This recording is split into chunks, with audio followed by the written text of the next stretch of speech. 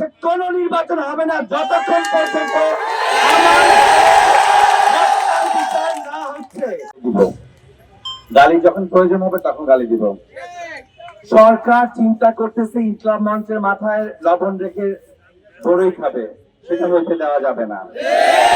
আমার ভাই গেছে, আন্দোলন চলবে, কিন্তু হাদি ভাই কখনো কোনোদিন এই 16 মাসে একটা আন্দোলনে একটা কোনো কিছু ভাঙচুর করতে আমাদের সেই শিক্ষা দেয় নাই।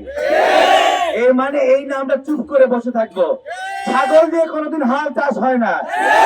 বাংলাদেশে কোন নির্বাচন হবে না যতক্ষণ পর্যন্ত আমার হত্যার বিচার না হচ্ছে।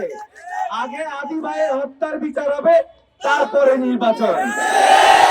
সময় যখন আসবে, অতি দ্রুত সময় আসতেছে, আপনারা এই হত্যার বিচার দায় সম্পন্ন করেন, নাইলে এক দফা এই সরকারের পতন, এক দফা।